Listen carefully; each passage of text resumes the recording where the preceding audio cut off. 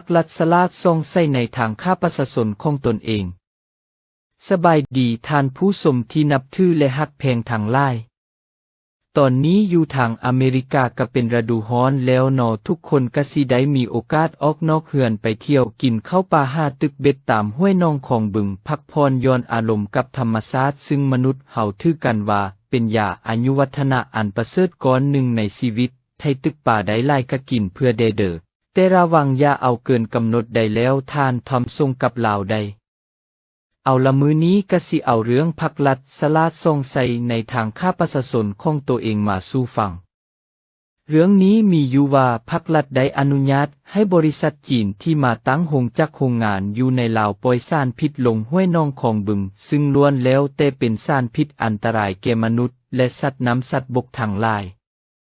เหตุการณ์แบบนี้บ่แม่นว่าสิเกิดขึ้นในมื้อนี้มื้อวานมันเกิดขึ้น10 กว่าปีมาแล้วประชาชนก็เรียกร้องมายังพรรครัฐมาหลายเทื่อแล้วแต่พรรครัฐบ่เคยเอาหูซาเอาตาใส่หรือนำเอาปัญหาดังกล่าวนี้เข้ามาพิจารณาในสภาเพื่อหาทางแก้ไขจักเทื่อเลยปรากฏว่าอยากให้ประชาชนเหล่านี้ตายให้เบิดแล้วจังสินำเอาประชาชนเวียดนามเข้ามาแทนการที่เป็นรัฐบาลที่ดีรักษาทักประชาชนเฮ็ดหยังก็ควรสิมีแผนการปกป้องสิ่งแวดล้อมปกป้องมนุษย์และสัตว์ภายในชาติของตัวเองซะก่อนแบบนี้มันปรากฏว่ามันกงกันข้ามกับคำว่าสลาดทรงใส่มันแมนโคตรงูจาละลั่งมันบ่สมกับว่าเป็นคณะบริหารขั้นประเทศพวกเพิ่นได้กินอิ่มนุ่งอุ่นได้กินแซ่บนุ่งงามก็เลยบ่สนหยังกับชีวิตการเป็นอยู่จองประชาชนตนเอง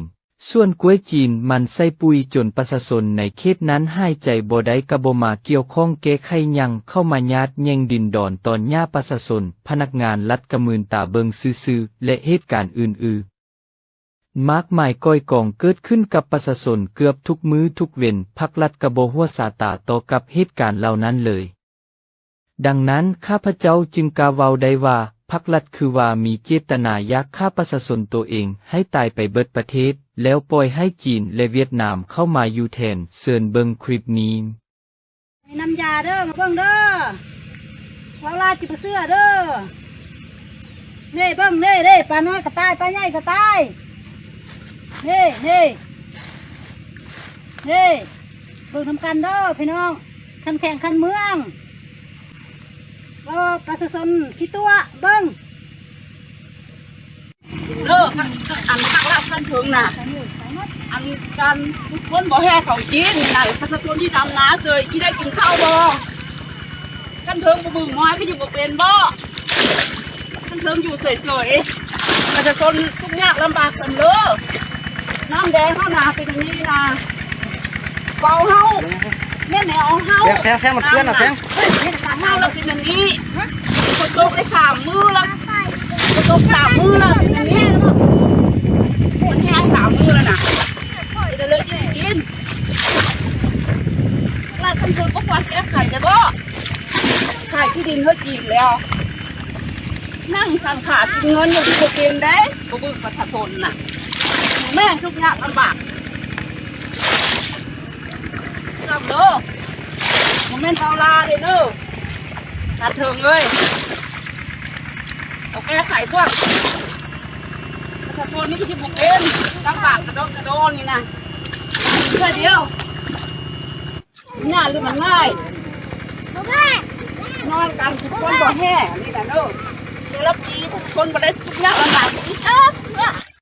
เป็นจังใดแล้วพ่อแม่พี่น้องความจริงเดี๋ยวนี้เรื่องสารพิษจากสารเคมีน้ำเสียจากโรงงานปุ่นใส่พืชผักต่างๆนานานั้นสิเป็นการทึกกินบ่กินน้ำเสียนั้นเข้าไปในท้องบ่อาบน้ำบ่มันล้วนแล้วแต่เป็นอันตรายแก่สุขภาพร่างกายของคนและสัตว์ทั้งนั้นถ้าว่าบ่ตายไวก็ต้องตายช้าหรือสมองเสื่อมร่างกายเปียลอยเป็นพยาธิเหือหังก็ถือว่าได้รับโทษจากสารพิษเหล่านั้นการที่พรรครัฐบ่ส่งเสริมการศึกษาให้แก่เยาวชนผู้เกิดใหม่ใหญ่รุ่นหนึ่งบ่ปกป้องรักษาสุขภาพร่างกายหนึ่งเยาวชนยิงสายติดยาเสพติดหนึ่งล้วนแล้วแต่เป็นการทำลายทรัพยากรมนุษย์ของชาติเช่นเดียวกันถ้ารัฐบาลบ่เข้าใจเรื่องนี้ก็ต้องแม่นประชาชนนั้นเองจะต้องกดดันพรรครัฐให้ตื่นโตคันพรรครัฐยังบ่ตื่นโตเข้ามาเกี่ยวข้องแก้ไขปัญหาทางมิตรนี้ก็แสดงว่า พักลัดยักษ์ทำให้ซาดลาวเท่านั้นทานผู้ชม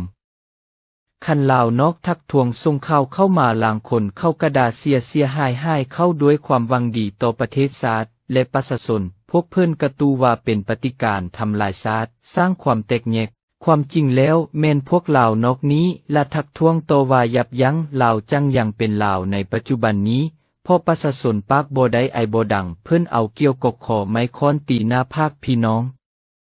เอาละเอามื้อนี้เพียงเท่านี้ก่อนหนอมื้อหน้าพบกันใหม่